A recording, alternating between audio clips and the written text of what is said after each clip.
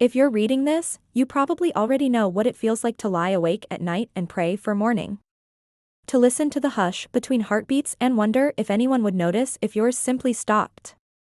My name is Emma, and tonight is the kind of night that makes you realize how hollow the world can get when nobody's left to fill it but you, and the shadows that never seem to leave. I never used to be this way. I was the one who filled rooms with laughter and dared silence to catch me. But then the world changed. They always say it happens slowly, but for me it was all at once. A phone call. A slammed door. A grief that hollowed me out so thoroughly that sometimes I think you could see daylight through my chest if you looked hard enough. I moved into this apartment because it was cheap and nobody cared if I cried. My neighbors are ghosts behind thin walls, they don't speak, and I don't ask. There's a park across the street where I sometimes stand in the dark, watching other people walk their dogs, laughing, talking, living. Sometimes I think if I stand there long enough, I'll remember what that felt like. So far, I haven't. Tonight, the city outside my window is washed in sodium orange and the hum of distant traffic. I sit on the edge of my bed, knees drawn up, arms wrapped tight, trying not to think about how cold the sheets are or how heavy the silence has gotten. The clock ticks. My phone glows with unread messages I can't bring myself to answer. My friend stopped trying months ago. I tell myself I'm fine. I'm strong. That's what I tell the mirror every morning, anyway. But sometimes I can't even look myself in the eye. Sometimes I wonder if I'm disappearing, one invisible piece at a time. That's when I hear it, a soft, uncertain whine from the other room. A sound so out of place in this mausoleum of an apartment that for a second I think I've imagined it. But then it comes again, tentative, like a question I don't know how to answer. He's here. Max, I never thought I'd get a dog. It was a dare, my therapist's idea of a self-care. She said dogs can break through walls people never could. I told her I'd only ever build thicker ones. She said, let's see. Max arrived this afternoon, smelling of rain and old blankets, eyes rimmed with something like fear. He's big, too big for this little apartment, and his coat is a patchwork of scars and soft, unruly fur. The woman from the rescue handed me his leash and said, he's had a rough go, but he's gentle. He just needs someone to let him stay. I almost laughed. Don't we all? Now he's curled up by the door, his body coiled tight like he's afraid he'll be asked to leave again. I cross the room, my steps careful, not wanting to scare him. He lifts his head, brown eyes wide, searching mine for something I'm not sure I can give. It's okay, Max, I say, even though I don't know if I mean it. You're safe here. He inches closer, his nose brushing my hand, and I freeze.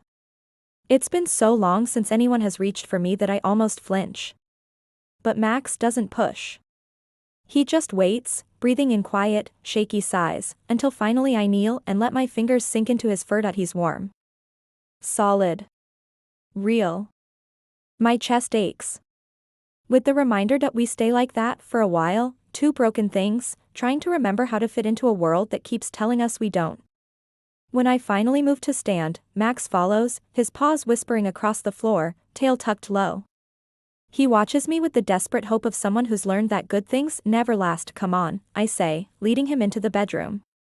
Let's try to sleep.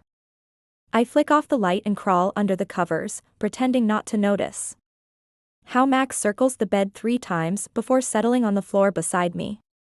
He sighs, a low, mournful sound that echoes in the space between us. I close my eyes, but sleep stays out of reach, hovering just beyond the edge of thought. Minutes pass. Maybe hours. I can't tell anymore. The air feels too thick, the room too small. I toss, turn, trying to find a position that doesn't feel like drowning. Max stirs, ears flicking at the rustle of sheets. I hear him stand, hesitate, then a quiet huff as he jumps onto the bed. He's heavy. Really heavy. He lands with a graceless flop that shakes the mattress, and for a heartbeat, I want to push him off. I don't. Instead, I freeze, barely breathing. My pulse a frantic metronome in my ears. Max noses my shoulder, then settles, slowly, gently, across my chest, his body stretched out so that his head rests just beneath my chin. His weight presses down, a solid barrier against the cold and the empty. At first, it's almost too much. I can't move, can't breathe. I want to scream, to shove him away, but something in me cracks, just a little, that he's not crushing me.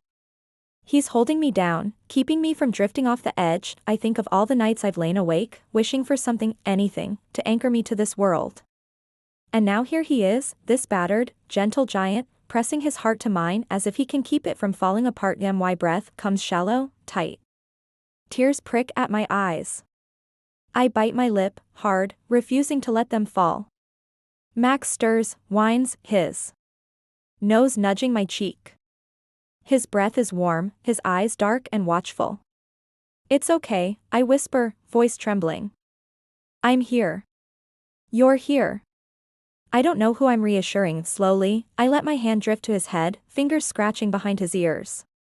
He sighs, melting into my touch, and for the first time in months, I feel the faintest flicker of peace.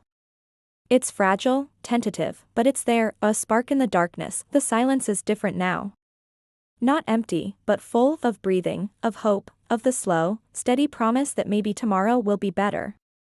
Maybe I'm not as alone as I thought. Outside, the city keeps moving, unaware of the small miracle unfolding in a too small apartment with cracked paint and cold floors. Inside, Max and I lie tangled together, each holding the other in place. I don't know what tomorrow will bring. I don't know if I'll ever stop aching, but for now, for this one night, it's enough to have someone who won't let go. If you told me a week ago that I'd end up sharing my bed with a 100-pound dog on my chest, I would have laughed, and the sound would have come out brittle, the way broken glass laughs when it scatters across a tile floor. But it's morning now, and Max's weight is still lingering, not just on my ribs, but deep inside my chest, where something old and stubborn refuses to let go. I wake to a cold apartment and the faint smell of dog, damp fur, old biscuits, and a sweetness that wasn't there before. Max is curled at my side, head heavy on my arm. The pressure is almost suffocating, but when I shift, he lifts his gaze, eyes huge and apologetic. That I should move. I should tell him off the bed, establish rules, create boundaries the way all the rescue pamphlets suggested. Don't let them take over, the woman had warned, like Max was plotting a coup instead of just trying to survive another day. But when I try to push him gently, my hand meets a wall of trust. He's not here because he's stubborn. He's here because, for him, being close is the only way to know the world won't vanish while he sleeps. And, truthfully, I'm the same. Come on, Max, I murmur, voice thick with sleep and something softer. Let's start the day. He stretches, long and slow, yawning wide enough to show the pink scar on his tongue. Then he lumbers off the bed and sits by the door, tail thumping once, like a heartbeat. His eyes are fixed on me, hopeful, wary, as if he's waiting for the verdict. That I drag myself to the kitchen, try to ignore the chill that seeps in through the window pane, and pour kibble into a chipped bowl. Max eats quietly, his movements careful. I wonder who taught him to be so cautious. I wonder if someone taught me the same. The coffee pot hisses. My phone buzzes, another message from my mother. I don't open it. The ache behind my ribs sharpens.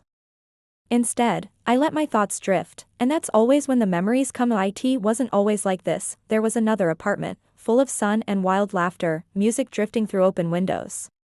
There was someone beside me, arms strong and voice gentle, promising me that some things lasted forever. But forever is just a word people say when they're afraid to say goodbye. I see him sometimes, in the shine of spoons, in the rain against the glass. The day he left, he took all the sound with him.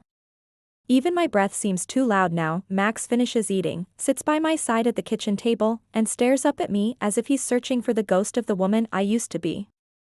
I reach out, brush his ears, and the tension in his body fades just a little. You're a good boy, I whisper, because somebody should hear those words today. The day drags by in gray slices, dishes clinking, mail piling up, hours measured by the movement of light across the floor. Max follows me from room to room, never more than a few feet away. If I sit, he sits. If I stand, he stands. I wonder if he's afraid I'll vanish too. By mid-afternoon, the sky goes dark with the promise of rain. I pull on my boots and Max watches, tail wagging in uncertain anticipation. You ready? I ask. It's the first time I've spoken aloud. In hours. He perks up, ears forward. His leash jingles as I clip it on. For a moment, I almost feel normal, like the person I was before the world cracked. Outside, the city smells like wet asphalt and memory. The park across the street is mostly empty, just a few die-hard joggers and one old woman in a purple coat, feeding pigeons under a dripping tree. Max walks beside me, his pace slow and careful. The leash is slack, he doesn't pull, doesn't test the limits. We're both just here, moving through the rain together. We circle the block. I watch the world from behind a pane of invisible glass. People laugh and shout in distant groups, umbrellas blooming and collapsing like uncertain promises. Nobody looks at me. Nobody looks at Max. We are invisible. Back in the apartment, I towel Max off. His fur is thick and soft, and he leans into my touch, eyes closing. For a heartbeat, it feels like I'm holding the whole world together with my hands. We settle into the living room. Max sprawls on the rug, head on my foot, sighing with the heavy relief of someone who has finally come inside after a long, cold journey. I lean back on the couch, let my eyes close, and almost drift off, almost up. That's when the nightmare starts. It comes quick, like thunder after a lightning flash, shouting, the slam of a door, the shatter of something precious. I wake with a gasp, heart pounding, sweat slicking my skin. I can't breathe. For a moment, I'm not in my apartment. I'm in the old one, the one filled with echoing footsteps and a silence that was anything but empty. Max is there, suddenly, so close his breath warms my cheek. His paws are on the couch, his body half draped across my chest, anchoring me to the present. I can't move. I can't breathe. The weight is real, and for a heartbeat, panic claws at my throat, but then, I feel his heartbeat, strong and steady. The rhythm of a life that isn't mine. He whines, low and urgent, nudging his head beneath my chin. Max, I manage, voice barely a whisper. He doesn't move. He just stays, his body pressed close, as if he's trying to hold my heart in place with his own. The panic fades, slowly, replaced by something else, a fragile safety, as if the nightmare can't find me while he's here. I let out a shuddering breath, tears sliding silently down my cheeks. I don't try to hide them. Max licks my jaw, warm and insistent, as if he knows I need something real to hold on to. I wrap my arms around his thick neck and bury my face in his fur. For the first time, I don't feel like I'm falling. I feel held. The afternoon passes in a haze. I move through the apartment like a sleepwalker, Max always at my side. At dinner time, I burn the pasta, and we both eat cereal. Max doesn't complain. He just watches me, tail thumping every time I meet his gaze. Night comes, earlier than it should. The apartment feels smaller, the air thicker. I flick on the TV for background noise, but the voices are all too loud, too bright. I turn it off and sit on the floor, knees hugged to my chest. Max sits beside me, then lays down, pressing his big body against my side. His warmth seeps into me, filling spaces that grief hollowed out. I rest my head on his shoulder and close my eyes. That's when I remember something my grandmother used to say, you can't outrun the dark. But you can light one small candle and wait for morning. Maybe Max is my candle. I drift, not quite asleep, not quite awake. Somewhere in the quiet, my phone buzzes. Another message. I don't check it. Not yet. The heaviness in my chest eases, just a little, with every steady breath from Max's side. I find myself matching his rhythm, inhale, exhale, repeat. A dog's lullaby. Eventually, I make my way to bed, Max following. He hesitates at the edge, looking up for permission. I pat the mattress, and he jumps up, circling before settling half on top of me. His weight is familiar now, a gravity I can finally welcome. I let him stay tonight. For the first time, I sleep. Not deep, not dreamless, but real sleep, the kind that lets you wake up and want to try again. In the darkness, Max's heart beats against mine, steady and sure. And for a while, that's enough. Some people think healing comes like a thunderclap. I single, blinding moment when the world shifts, and suddenly you're whole again. But I know better. For me, healing is slow and silent. Sometimes, you don't even realize it's happening until one morning you catch yourself humming in the kitchen or laughing at nothing at all. And sometimes, it starts with a dog who lays his head on your chest and refuses to move, even when the weight makes it hard to breathe. Since Max came into my life, my days have started to find a rhythm. Not the joyful, golden rush I remember from before, but something steadier, softer. Every morning, I wake to the sound of Max sighing at the foot of my bed, his paws twitching in dreamland. I watch the sunlight touch the floor, and for a few minutes, I just breathe, letting the quiet seep into my bones. The world outside hasn't changed. The city still buzzes and shudders, people still race to catch buses, and the neighbors remain silent behind their paper-thin walls. But inside this apartment, there's a pulse, a heartbeat other than my own. Today, I force myself to go out early. The sky is a soft gray, promising rain, and the air tastes faintly of ozone. Max prances at my side, his tail waving like a banner, and for once I don't mind the cold. We walk to the park, and as we cross the street, a woman smiles at Max, then at me. "Beautiful dog," she says. I manage a shy nod, surprised by how her words light something warm inside me. For a second, I almost answer. But old habits die hard. I tug Max's leash gently and walk on, letting the moment slip away. In the park, Max sniffs every blade of grass, every post and bench. I let him lead, taking the long, winding path by the river. The water runs high, quickened by last night's storm. I stop on a small footbridge, watching the current swirl and break around the rocks. Max sits beside me, his head tilted, as if he's waiting for me to explain what I'm thinking. "Do you ever miss who you were?" I ask, my voice a whisper lost in the rush of water. Max just presses his shoulder against my leg, solid and reassuring. I wonder if he remembers his own past, or if dogs are luckier than people in that way. If he carries his scars only in his body, not in his mind. We linger in the park, watching joggers, old men with chessboards, children shrieking at pigeons. Max barks at a squirrel and then freezes, looking at me for approval. I laugh, an honest, bright sound that feels strange in my throat. Max's tail thumps in response, as if he understands that he's done something important. Back home, I make breakfast, oatmeal for me, kibble for Max. He eats with gusto, licking the bowl clean before nudging it toward me, hopeful for more. I shake my head. "You're spoiled already, you know that?" Max only grins, tongue lolling, eyes sparkling with unspoken joy. I settle at my laptop, trying to answer emails, but my mind drifts. I read half a message from my boss and forget what I was supposed to write back. My phone pings, a reminder for a therapy appointment I'm not sure I'll keep. I close my eyes, listening to Max's breathing behind me, steady and sure. It's in these quiet moments that the memories sneak up, unwelcome guests in an otherwise peaceful room. Do I remember a night, not so long ago, when I stood in the rain outside my old apartment, shouting at someone I loved, begging them not to leave. My voice had cracked, raw and desperate. He'd walked away anyway, shoulders rigid, never once looking back. That was the last night I believed in forever. A low whine snaps me out of my reverie. Max sits beside my chair, nose pressed to my thigh, eyes worried. I ruffle his ears, grateful for the interruption. "Let's get out of here," I tell him, standing so fast the chair nearly topples. We walk.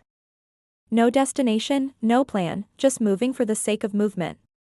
Max bounds ahead, then circles back, always making sure I'm within sight. We pass the bakery on the corner. The scent of bread makes my stomach growl. I buy a roll, break off a piece for Max. He takes it so gently I almost cry. The sky darkens as we return home, rain streaking the windows. I put the kettle on, wrap myself in an old sweater, and curl up on the couch with Max.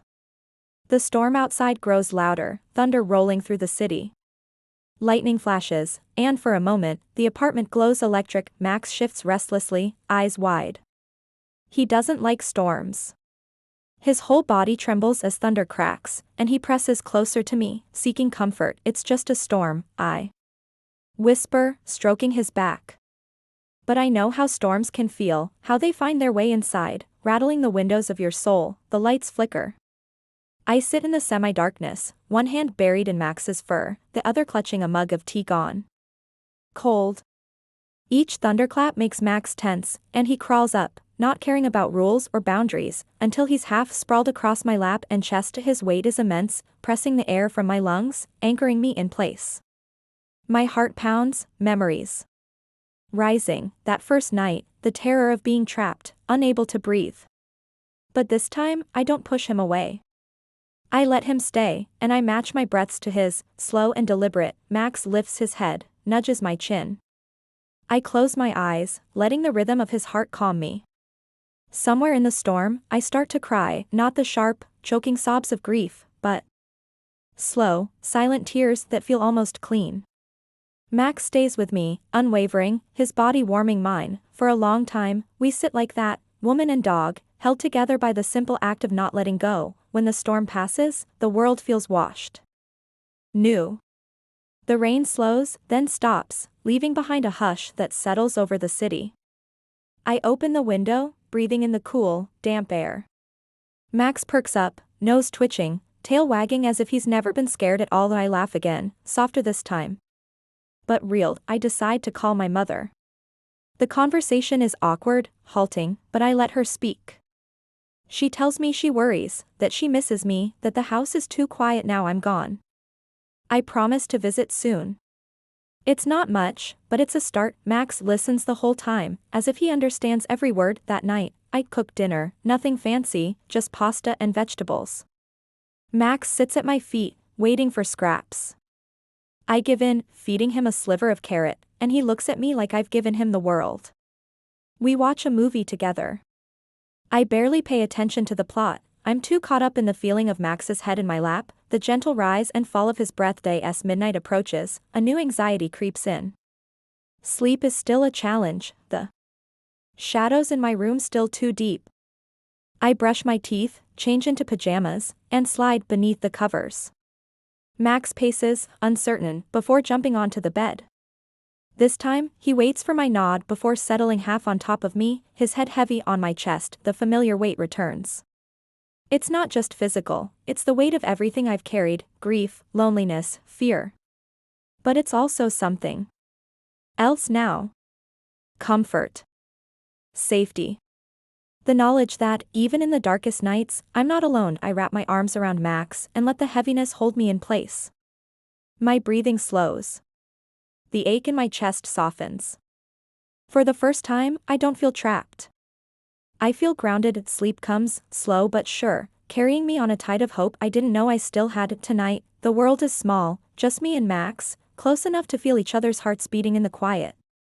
And somehow, that's enough. I used to think that once the worst was over, the universe would give me a sign.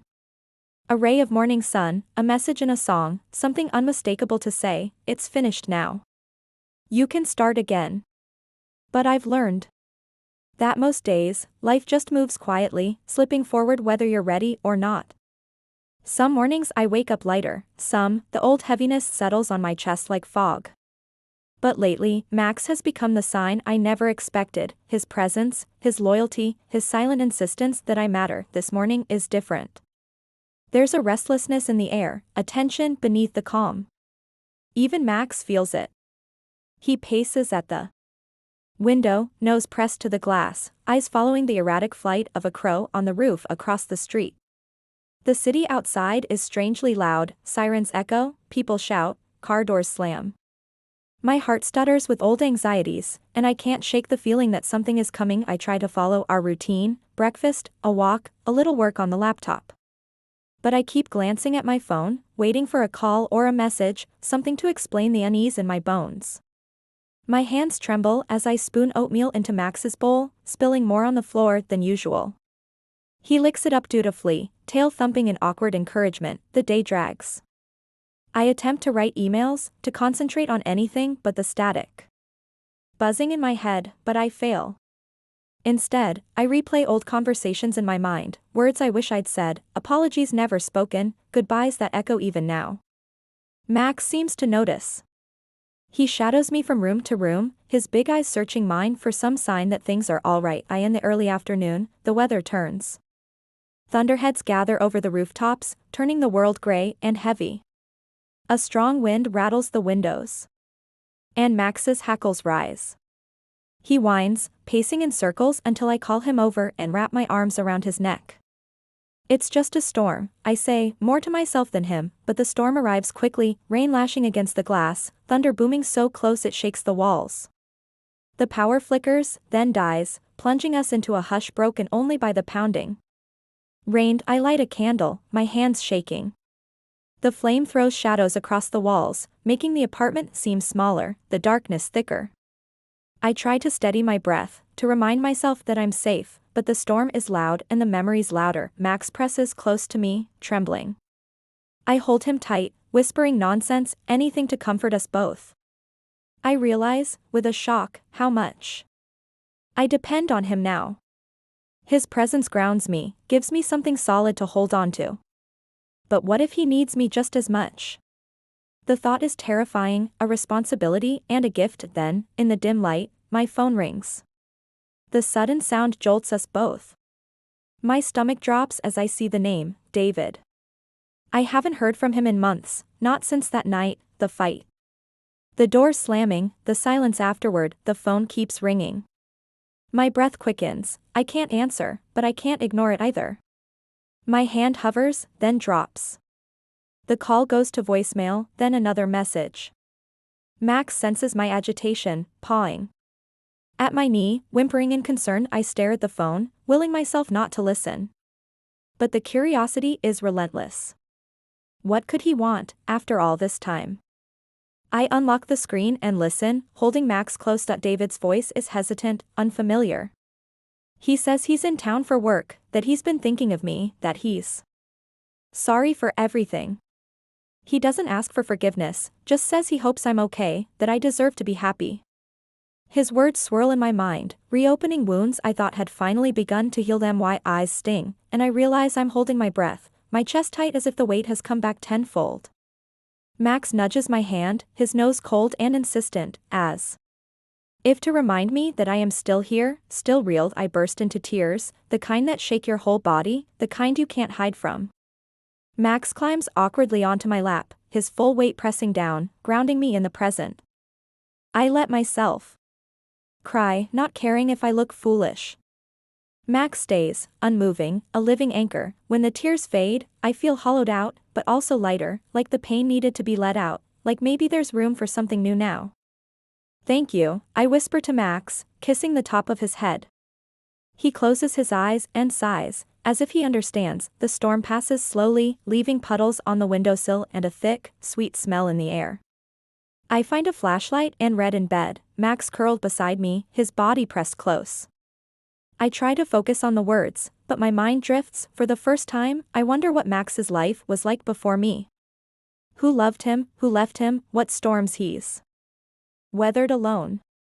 I wish he could tell me his secrets, that we could trade our scars and stories and emerge new, together. The next morning dawns clear and cool, the city washed clean. Sunlight spills across the floor, golden and forgiving. I wake feeling strange, tender, raw, but determined. Today, I do things differently. I call my mother, really talk to her, not just out of obligation. I book a therapy session, even though it scares me. I text a friend I haven't seen in months. Each act is small, but together, they feel like a victory. Max is different too. He's lighter, more playful, chasing after a tennis ball in the hallway, nudging me with it until I give in and throw it for him. I laugh, really laugh, and the sound fills the apartment. Later, we go for a walk in the park. The air is bright, birds singing as if nothing bad has ever happened. I let Max off his leash, watching him run, ears flapping, pure joy in every bound. For a moment, I envy his freedom, his ability to live in the now, but then I realize I'm learning from him. To be present. To accept happiness, even if it feels fragile. On the way home, we pass a crowd gathered at the corner. An ambulance idles, lights spinning, people murmuring. My stomach clenches with old panic. I want to run, to turn away, but Max stands firm beside me, tail wagging, gaze steady. We keep moving. Each step feels like defiance, a quiet refusal to let fear win. That night, I light another candle, not because I'm afraid, but because I want to. I make tea, play music, dance around the living room with Max, both of us awkward and exuberant. As midnight approaches, anxiety flickers at the edges of my mind, but it doesn't overwhelm me. When I slip into bed, Max follows, curling at my feet rather than climbing onto my chest. I miss his weight, just a little, but I know it's a good sign. Maybe we're both learning to trust the quiet. But as I start to drift off, a loud noise from the street jolts me awake. My heart leaps. Max is up in a flash, barking, fur bristling. I move to the window, just a car backfiring, teenagers laughing, the city carrying on. I sit on the floor, shaking, old fears clawing at my chest. Max settles beside me, leaning into my side, his presence steady and grounding. I bury my face in his fur, breathing in his warmth, letting the panic ebb away. For the rest of the night, I keep the lamp on. Max sleeps close, not on top of me, but beside me, a gentle reassurance. And when the dawn comes, pale and quiet, I realize the weight isn't gone, but it's shared now. And somehow, together, it's easier to carry. If someone had told me months ago that I would survive the storm inside my own chest, I would have laughed. It's a bitter, hollow sound. Healing, I thought, was for other people. For the strong. For those who didn't shatter when the world changed overnight. But as the sun rises now, glinting through the narrow slats of my blinds, I realize how wrong I was. Healing didn't come in a single thunderclap. It came slowly, quietly, one heartbeat at a time, and Max was the one who taught me how to listen. It's been weeks since David's call, since the night the power went out and I cried until I thought I would disappear. In that darkness, something inside me shifted, a piece of the old Emma waking up and asking for another chance.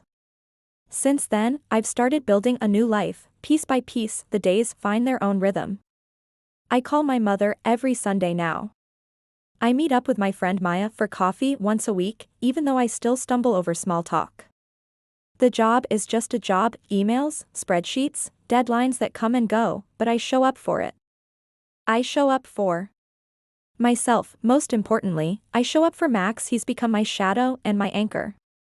Every morning, he bounds into the bedroom and nudges me awake, tail thumping, eyes full of expectation.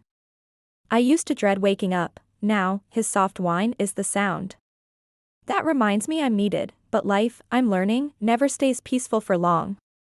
There's always a test waiting, just around the corner. Today begins like any other, sunlight on the wall, coffee brewing, Max pacing by the door with his leash in his mouth. He's restless, charged with energy. I laugh, ruffle his ears, and promise him an extra long walk. We set out together, winding through familiar streets. The city has thawed with spring, windows are open, children's laughter bounces from courtyards, tulips bloom in the battered little park. Max sniffs every corner, greets every squirrel, and I let myself breathe in the promise of a new season. We reach the park just as the first clouds appear, dark and quick across the pale sky. I hesitate, glancing up, but Max tugs me forward, determined. The air smells electric, charged with the threat of rain. We're halfway across the grass when I hear it, a scream, sharp and sudden, slicing through the afternoon. I freeze. Max's ears prick. A woman shouts again, frantic, somewhere near the playground. For a moment, fear roots me in place. Old anxieties clench my chest. You're not that person, the voice whispers. You're not brave enough. But then Max barks, low and urgent, and something inside me snaps awake. We run toward the sound, dodging startled children and worried parents. A little boy has fallen near the slide, his arm twisted, tears streaking his dirt-smeared face. His mother kneels beside him, panicked and shaking. I drop to my knees. I'm here to help, I say, my voice stronger than I feel. I check the boy's breathing, talk him through the pain. His mother clings to my hand, desperate for reassurance. Max sits close, tail wagging softly, letting the child stroke his head. People crowd in, someone calls for an ambulance. I stay, holding the mother's hand, soothing the boy. When help arrives, I step back, breathless and shaking, Max pressed against my hip. Thank you, the mother whispers, tears in her eyes. I manage a smile, fighting back my own tears. You're not alone, I tell her, and I realize I'm speaking as much to myself as to her. The storm breaks overhead as we leave the park, rain slashing down, thunder rolling. I duck into a shop doorway, Max shaking beside me. We're soaked, but I can't stop smiling. I feel alive, frightened and brave, trembling and strong, all at once. When the rain eases, we hurry home. I towel Max off, then change into dry clothes. Heart still racing from adrenaline and memory. Max circles my legs, leaning into me for reassurance. I kneel, pressing my forehead to his, breathing in his familiar scent. Thank you, I whisper, and this time I mean it for everything that night. Sleep feels far away. My mind spins with images of the boy, the mother's trembling hands, the weight of responsibility pressing down. I climb into bed, muscles aching, nerves sparking. Max paces at the foot of the bed, unsettled. I pat the mattress. Come on, boy, I say softly. He jumps up, circling before settling on my chest, just as he did that very first night. His weight is as heavy as ever. For a moment, I panic, my breath catches, heart thudding against my ribs. The memory of suffocating fear returns, dark and wild. But then Max sighs, his heart beating steady and sure against mine. I close my eyes and match my breathing to his, slow, deep, grounding. The world outside is wild, thunder echoing through the streets, wind shaking the window panes. But in this small room, there is only warmth, only the pulse of two beings learning to trust each other. I remember what the rescue woman said when she dropped Max off. He's been through a lot. He needs someone who won't give up on him. I didn't realize then how much I needed the same thing.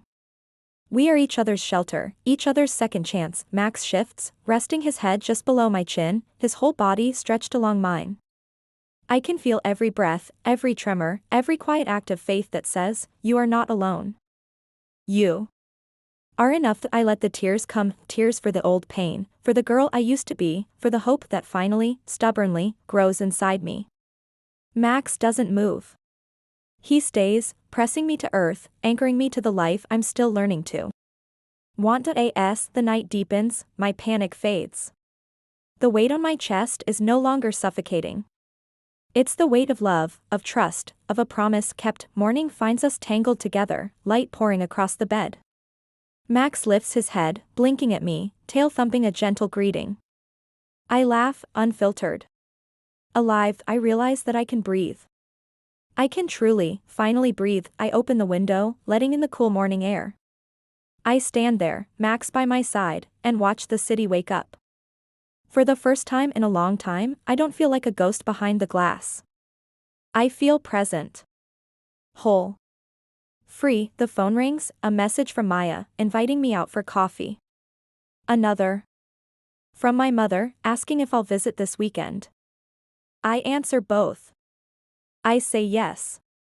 I choose yes, and when I step out the door, Max at my heel, the world is open before me. There will be storms, there will be fear, but I know now I have the strength to face them. I am not alone. He laid on my chest, and I couldn't breathe. But now, because of him, I finally can.